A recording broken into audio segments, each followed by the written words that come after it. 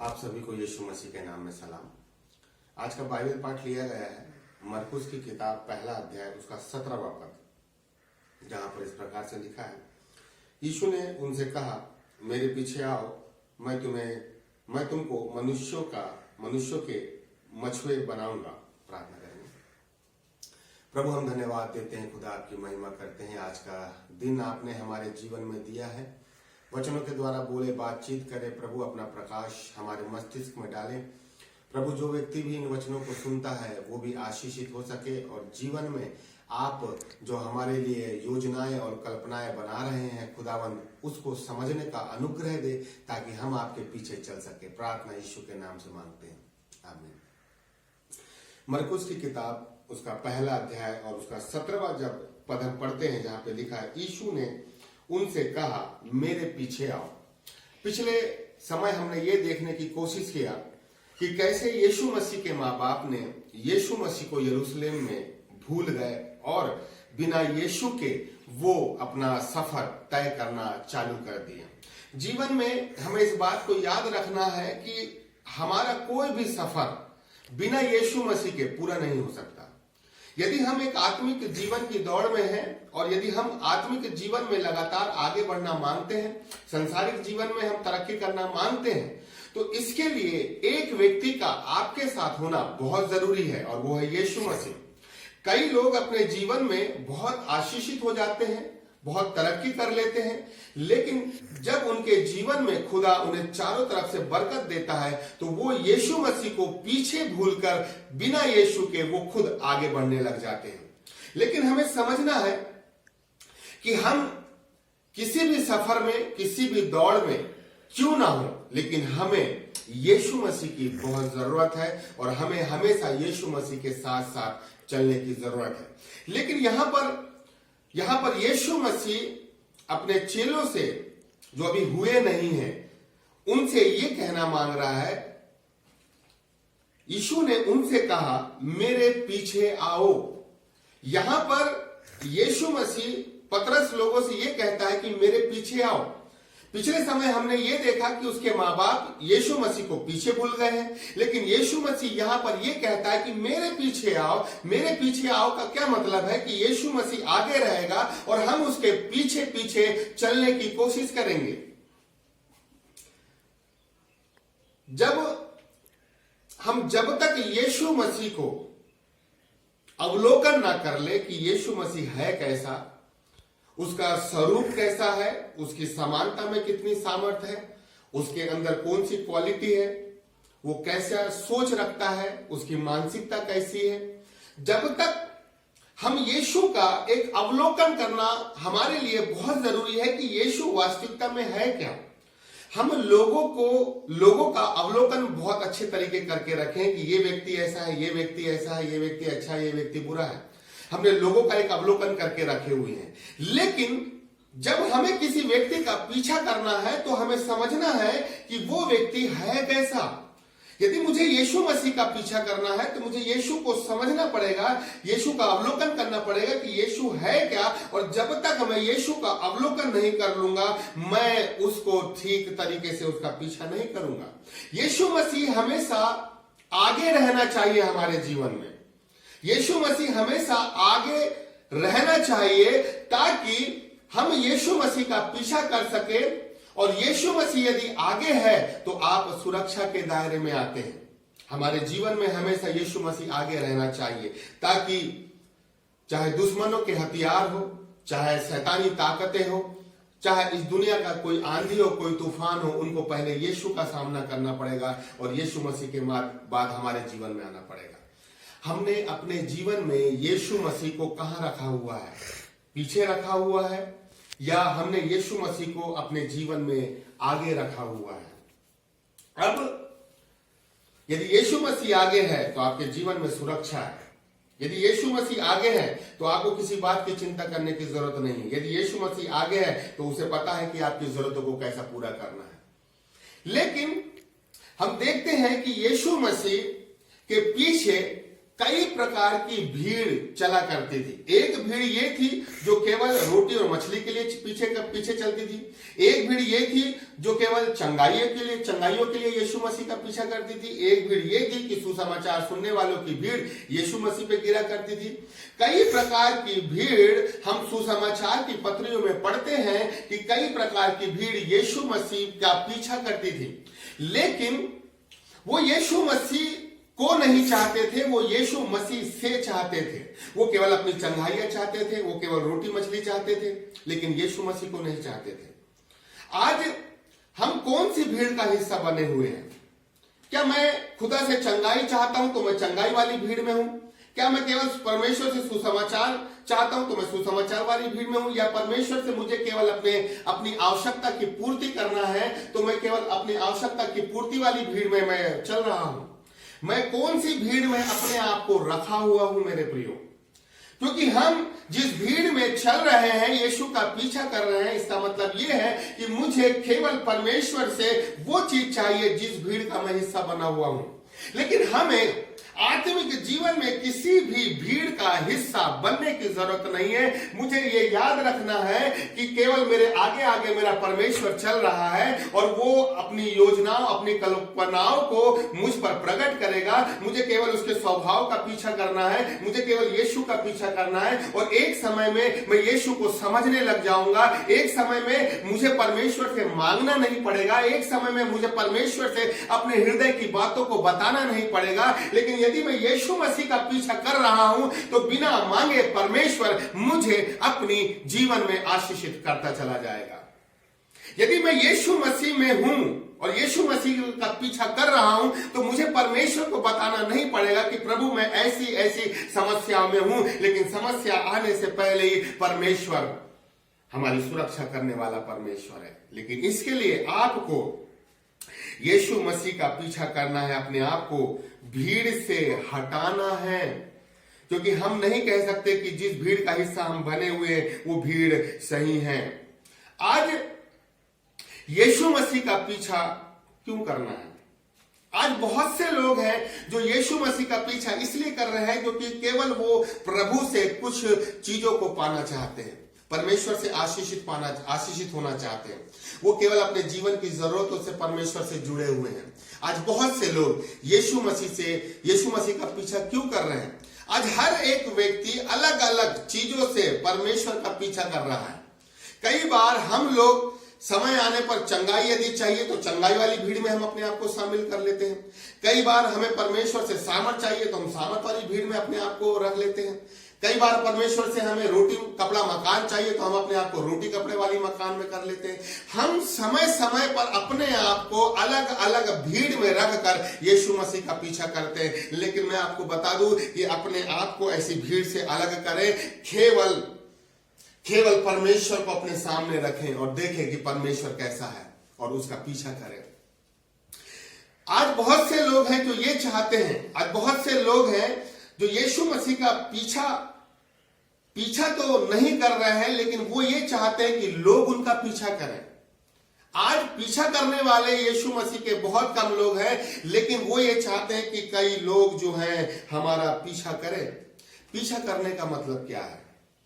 यीशु मसीह का पीछा करना। जब यीशु मसीह ये बोलता है कि मेरे पीछे आओ, तो मेरे पीछे आओ, तो इसका क्या मतलब है? पीछा करने का मतलब ये है कि अपने आप को बदलते चले जाना, अपने आप को यीशु मसीह के अनुरूप ढालते चले जाना। यीशु मसीह के अंदर आत्मा की सामर्थ है, यीशु मसीह के अंदर आत्मा के फल हैं। ये दो प्रकार की चीजें यीशु मसीह के अंदर पाई जाती है। आत्मा के सामर्थ्य से वो बड़े बड़े तूफानों को शांत करता है, दुष्ट आत्मा को भगाता है, बड़े बड़े आश्चर्य कर्म करता है, मुर्दों को जिंदा करता है। ये पहला हिस्सा है यीशु मसीह का। दूसरा हिस्सा ये है कि आत्मा के फल यीशु मसीह के जीवन में है, जहां पर वो क्रूस पे यदि लटक भी रहा है तब भी वो उस स्थिति में भी बोलता है कि पिता इन्हें क्षमा कर। ये दो हिस्से हैं, एक आत्मा की सामर्थ है और एक आत्मा का फल है। यीशु मसीह के इन दोनों चीजों को हमें समझने की जरूरत है कि आज बहुत से लोग हैं जो प्रभु के आत्मा की सामर्थ का पीछा करते हैं। वो केवल परमेश्वर से इसलिए जुड़े हैं कि वो प्रभु से दान वरदानों को चाहते हैं, अभिषेक को चाहते हैं, अनॉइंटिंग को चाहते हैं, भविष्यवाणी दान वरदानों को चाहते हैं। वो ये चाहते हैं कि परमेश्वर की आत्मा का सामर्थ मिल जाए तो हम भी स्टेज में आना चालू हो जाए, हमारा भी सब हमें जान पहचानने वाले लोगों की संख्या बढ़ जाए। लेकिन दूसरा हिस्सा ये भी है कि यीशु मसीह आत्मा के फलों से भरा हुआ व्यक्ति था। वो अपने लोगों से किस रीति से बात करता था, अपने चेलों से, उन दुखियारी लोगों से कैसे बात करता था, वो कैसे अपने सताने वालों के लिए प्रार्थना करता था, ये भी उसका एक हिस्सा है। आज कई लोग जो है आत्मा की सामर्थ में यीशु मसीह का पीछा करना मांगते हैं, लेकिन आत्मा के जो फल है, आत्मा का जो स्वभाव है, उसमें यीशु मसीह का पीछा नहीं करना मांगते। आज बहुत से लोग हैं कि एक हिस्से में तो वो बहुत मजबूत है लेकिन दूसरे हिस्से में कमजोर है। और बहुत से ऐसे मसीह भी हैं जो स्वभाव में बहुत अच्छे हैं लेकिन आत्मा की सामर्थ में बहुत फीके हैं। लेकिन ये दोनों चीजें यीशु मसीह के अंदर है, और यदि मुझे यीशु मसीह का पीछा करना है, इसका मतलब ये है कि इन दोनों चीजों का मुझे पीछा करना है। यीशु मसीह के इन दोनों स्वभावों का मुझे पीछा करना है। यीशु मसीह के इन दोनों स्वभावों का मेरे जीवन में होना जरूरी है। मेरे पास आत्मा की सामर्थ्य भी होना चाहिए और मेरे पास आत्मा के फल भी होना चाहिए। यदि मेरा युद्ध शैतान के साथ हो तो मैं आत्मा की सामर्थ्य में लड़कर शैतान का सामना करूं, और यदि कोई मेरा बुरा चाह रहा हो, मुझे अपमानित कर रहा हो, मुझे नीचा दिखा रहा हो, तो मैं आत्मा के फल से उसे माफ भी कर सकूं। ये दोनों हिस्से हमारे जीवन में होना बहुत जरूरी है।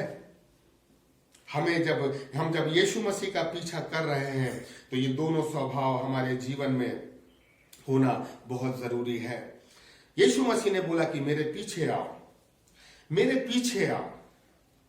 क्या हम यीशु मसीह के पीछे चल रहे हैं? यदि हम अपना अवलोकन करें, हम अपने दिन भर की रूटीन देखें, तो क्या आप कह सकते हैं कि हाँ, मैं यीशु मसीह का मैं पीछा कर रहा हूं? एक छोटा सा एग्जांपल मैं आपको देता हूं। यदि कोई फुटबॉलर बनना मांगता है, यदि कोई रोनाल्डो बनना मांगता है, तो उस व्यक्ति को यदि रोनाल्डो के समान बनना है तो उसे रोनाल्डो का पूरी रूटीन पता होने को होना कि वह बंदा, उसका डाइट प्लान क्या है, वो कैसे प्रैक्टिस करता है, वो किस रीति से कितना समय फुटबॉल में देता है, कितना समय वो अपने जीवन में देता है। हमें इस बात को समझना है कि यदि उस व्यक्ति को रोनाल्डो बनना है तो उसको ये समझना पड़ेगा कि रोनाल्डो कितनी प्रैक्टिस करता है, कितना समय वो ग्राउंड में देता है।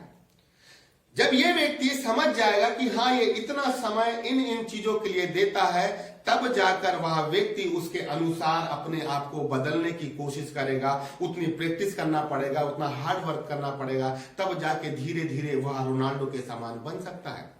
लेकिन यदि मुझे यीशु मसीह के समान बनना है तो मुझे यह समझना पड़ेगा कि यीशु मसीह का प्रार्थनाओं का जीवन कैसा है, यीशु मसीह का आत्मा का क्या जीवन है, यीशु मसीह किस रीति से अपने शत्रुओं से प्रेम करता है, यीशु मसीह कैसे जब उसको फंसाने वाले लोग आते हैं, शास्त्री फरीसी लोग आते हैं, वो कैसे उनसे बात करता है, कैसे जब वो दुखों में भी रहता है तो अपनी मां की जवाबदारी को उठाता है। हमें समझना है कि यीशु मसीह कैसे रात रात भर प्रार्थना करता है, कैसे वो लोगों को जिंदा कर देता है।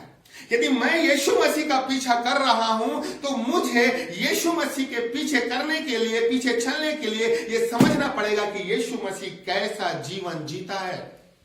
जब तक मुझे पता नहीं चलेगा कि यीशु जीता कैसे है, उसका प्रार्थना कैसा है, प्रार्थना क्या करता है, और रात भर पहाड़ों पर क्या प्रार्थना करता है, तब तक मैं अपने आप को यीशु जैसा नहीं बदल सकता। यदि मुझे यीशु जैसे होना है तो मुझे पता होना चाहिए कि यीशु मसीह रात भर पहाड़ में क्या प्रार्थना किया। आप सोचिए साहब, कितने लोग ये जानते हैं कि यीशु मसीह रात भर पहाड़ों पर क्या प्रार्थना करता होगा? हम 1 घंटा प्रार्थना कर लेते हैं, 2 घंटा प्रार्थना कर लेते हैं, और इन 2 घंटे के प्रार्थना में भी ना जाने 50 लोगों के लिए प्रार्थना कर लेते हैं। हमारे मुंह में शब्द नहीं आते, ऐसा लगता है कि अब क्या प्रार्थना करें, सब प्रार्थना तो कर लिए, और एक बार प्रार्थना करने के बाद फिर ये समझ में नहीं आता कि कल फिर क्या प्रार्थना करें। लेकिन यीशु मसीह से, अगर यीशु मसीह का आप पीछा कर रहे हैं, तो क्या कभी आपने ये समझने की कोशिश किया है कि यीशु मसीह पहाड़ पर रात भर प्रार्थना कर रहा है? तो वो क्या प्रार्थना कर रहा है?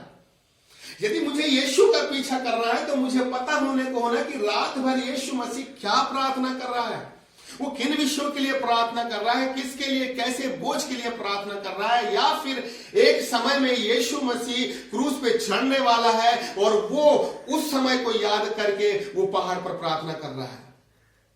मुझे समझना है, जब तक मैं यीशु को समझूंगा नहीं तो मैं वैसा बन भी नहीं सकता। लेकिन यदि यीशु मसीह कहता है कि मेरे पीछे आओ, तो इसका मतलब है कि यदि मुझे यीशु मसीह का पीछा करना है तो मुझे अपने आप को बदलना पड़ेगा। मेरी एक रूटीन है, मेरी एक हार्ड वर्किंग है, मेरी एक प्रैक्टिस है, मेरा एक डाइट प्लान है, लेकिन मुझे अपनी इन सारी चीजों को हटाना पड़ेगा और मुझे जिस व्यक्ति का, मतलब जिस यीशु मसीह का मैं पीछा कर रहा हूं, मुझे उसका डाइट प्लान, उसके प्रार्थनाओं का जीवन, उसकी सोच, उसकी कल्पनाएं, उसकी मानसिकता, उसका स्वभाव, उसकी सामर्थ्य, मुझे उन सारी चीजों का पता होना चाहिए, ताकि उसके सारी चीजों को मैं अपने अंदर ढालते जाऊं और उसके अनुसार मैं उसका पीछा करते चला जाऊं। पीछा करने का मतलब यह है कि आपको बदलना पड़ेगा, और बदलने का मतलब यह है कि किसी व्यक्ति के अनुसार नहीं, लेकिन जिसका पीछा आप कर रहे हैं उसके अनुसार आपको बदलना पड़ेगा। मूसा एक मिस्री को मार डालता है, हत्या कर देता है, लेकिन मेरे प्रियो एक समय के बाद यही मूसा जो हत्यारा था, परमेश्वर ने इसे इजरायलियों का चरवाहा बना दिया। लेकिन उसने अपने आप को बदला, अपने स्वभाव को बदलने की कोशिश किया। अगर हम याकूब के जीवन में पढ़े तो याकूब छल करने वाला था, लेकिन जब वो मामा के यहां गया तो उसने अपने स्वभाव को बदला। पतरस जो यीशु मसीह का इनकार करने वाला था और यीशु मसीह के मरने के बाद वो वापस मछली पकड़ने चला गया, लेकिन एक समय के बाद उसने अपने स्वभाव को बदला। मेरे प्रियो, हम कई बार इस बात पर टिक जाते हैं कि यीशु मसीह हमें बदलेगा। बदलता है हमारा खुदा, मैं मानता हूं कि हमारा खुदा बदलता है, लेकिन कई बार यीशु मसीह हम अपनी इच्छा हम पर नहीं थोपता, लेकिन यीशु मसीह ये भी देखना मांगता है कि तुम बदलना मांगते हो कि नहीं, तुम मेरा पीछा करना चाहते भी हो कि नहीं। तो कई बार यीशु मसीह चाहता है कि हम अपने आप को बदलें। जब तक हम बदलेंगे नहीं मेरे प्रियो, और बदलने के लिए आपको अपने अंदर आपकी कमी पता होने को होना कि आपके अंदर ये कमी है, आप इस छोटी सोच के हो, आप इस मानसिकता के हो। जब तक आप अपने आप को नहीं समझेंगे कि आप किस स्वभाव के हो, तो आप कैसे अपने आप को यीशु के स्वरूप और उसकी समानता में बदलने की कोशिश करेंगे। इन्होंने अपने आप को बदला, इसलिए आज इनका नाम बाइबल में पाया जाता है। लेकिन यदि हम यूहन्ना की किताब उसका 15 अध्याय उसका 2 पद पढ़े तो वहां पर लिखा हुआ है, जो डाली मुझ में है और नहीं फलती। इसका मतलब क्या है कि जो डाली मुझ में है और फलती नहीं? मतलब परमेश्वर एक पेड़ है और उसके अंदर जो डालियां हैं वो हम लोग हैं, और यीशु मसीह ये कहता है कि जो डाली मुझ में है और फलती नहीं। इसका मतलब ये है कि कई ऐसे लोग हैं जो यीशु मसीह से जुड़े हुए भी हैं, लेकिन वो फलते नहीं हैं। ऐसा कौन सा पेड़ है, ऐसी कौन सी डाली है जो पेड़ से जुड़ी रहती है पर फलती नहीं? ऐसा हो नहीं सकता कि जो डाली पेड़ से जुड़ी रहे वो फले नहीं।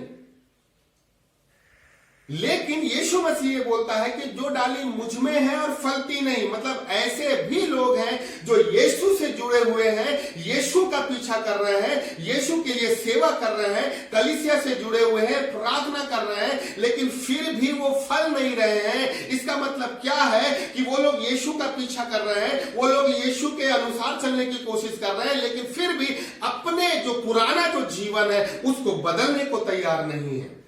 ये वही व्यक्ति है जो यीशु के पीछे चल रहे हैं, लेकिन अपने आप को बदल नहीं रहे। मेरे प्रिय, जो अपने आप को बदलेगा नहीं, मतलब वो परमेश्वर से जुड़े रहने के बाद भी फलवंत नहीं हो सकता। आज आप मसीह में उठा के देख लीजिए, कितने ऐसे लोग हैं जो चर्च आ रहे हैं, जो जूम मीटिंग अटेंड कर रहे हैं, जो नाना प्रकार के लोगों के लिए, हजारों लोगों के लिए प्रार्थना कर रहे हैं, लेकिन उनके स्वभाव में कोई परिवर्तन नहीं है। आज भी वो वैसे ही है जैसे पिछले 10 साल पहले थे। स्वभाव में कोई परिवर्तन नहीं है। तो ये वो लोग हैं जो यीशु से जुड़े हुए हैं, उसका काम कर रहे हैं, लेकिन अपने स्वभाव में किसी प्रकार का भी वो परिवर्तन नहीं कर रहे हैं। लेकिन यहां पर हमें समझना है कि यहां पे लिखा है, मेरे पीछे आओ, मैं तुमको मनुष्यों के मछुए बनाऊंगा। यीशु मसीह ये बोलता है, मैं तुम्हें मनुष्यों के मछुए बनाऊंगा। तुम मछली पकड़ने वाले मछुए हो, लेकिन मैं तुम्हें जीवते मनुष्यों को पकड़ने वाला मछुआ बनाऊंगा। अब आप इस बात को समझिए कि मैं यहां पर हूं और मैं यहां से यीशु मसीह का पीछा कर रहा हूं, लेकिन परमेश्वर ये कहना मांग रहा है, यीशु मसीह ये कहना मांग रहा है कि मेरे पीछे आओ, मैं तुम्हें मनुष्यों का मछुआ बनाऊंगा। इसका मतलब ये है कि यीशु मसीह के लिए यीशु मसीह के दिमाग में आपके लिए कुछ बनाने का कुछ तरीका यीशु मसीह के दिमाग में है कि यीशु मसीह आपको कुछ बनाना मांगता है। लेकिन यीशु मसीह बनाने से पहले जो बीच की कड़ी है वो है आपका स्वभाव। जो व्यक्ति पीछा करता है उसका स्वभाव में परिवर्तन होना चाहिए, और जब उसका स्वभाव में परिवर्तन होता है तब जाके परमेश्वर उसे मनुष्यों का मछुआ बना देता है। आज कितने लोग हैं जो मनुष्यों के मछुए बन चुके हैं। आज बहुत से लोग हैं जो काउंसलिंग कर रहे हैं, सुसमाचार सुना रहे हैं, लेकिन फिर भी उनके पास भेड़ नहीं है, मछलियां नहीं है। क्यों? क्योंकि स्वभाव उनका वैसा ही है जैसा उनका स्वभाव पहले था। लेकिन एक चीज मैं आपको बताना मांगता हूं, पतरस के जीवन में आया। ये पतरस प्रभु यीशु मसीह का इनकार करने वाला था। ये पतरस बहुत बड़ा विश्वासी अपने आप को समझने लगता था। हर बात में आगे लाता था। ये बोलता था, प्रभु मैं पानी पे चलूंगा, मैं तुझे धोखा नहीं दूंगा, तू बोल तो मैं प्रार्थना करूं तो स्वर्ग से आग गिरे और इन सब लोगों को नष्ट कर दे। ये पतरस था। लेकिन आप एक समय के बाद इस पतरस को ये देखिए कि ये पतरस प्रेरितों के काम में ये खड़े होकर अपने भाइयों को सुसमाचार सुना रहा है, और एक साथ 3000 लोगों ने बपतिस्मा लिया। ये पहले कैसा था, लेकिन यीशु मसीह के जाने के बाद ये व्यक्ति ने अपने आप को बदला, और जब इसने अपने आप को बदला और इसने सुसमाचार सुनाया तो एक साथ 3000 लोगों ने बपतिस्मा लिया।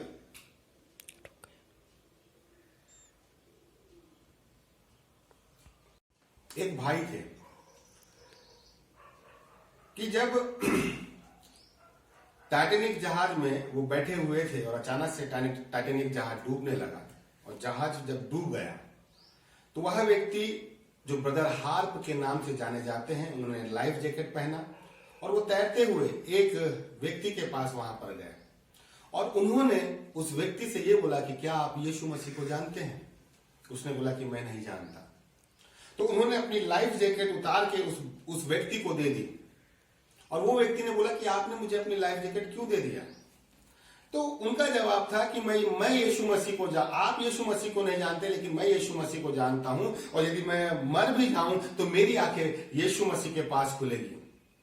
मेरे प्रियो, आप ये देखिए कि ये व्यक्ति चाहता तो अपने आप को लाइफ जैकेट के थ्रू वो बचा सकता था, लेकिन फिर भी अपनी लाइफ जैकेट उसने एक सामने वाले व्यक्ति को दे दी जो मरने पर था। ये भले ही ये व्यक्ति एक समय में मर गया, लेकिन मरते मरते इसने उस व्यक्ति के जीवन में लाइफ जैकेट के साथ यीशु मसीह को भी दे दिया। मेरे प्रियो, मरते मरते भी इसने उस व्यक्ति को बदलने की कोशिश किया, और मैं ऐसा मानता हूं कि जब ये व्यक्ति बचा लिया गया होगा तो इसने सोचा होगा, समझने की कोशिश किया होगा कि यीशु कौन है, और अपना जीवन उसने यीशु को दे दिया होगा। जब तक आप नहीं बदलेंगे तो आप लोगों को नहीं बदल सकते। आज हम लोगों को बदलने की बहुत कोशिश करते हैं, लेकिन खुद को नहीं बदलते।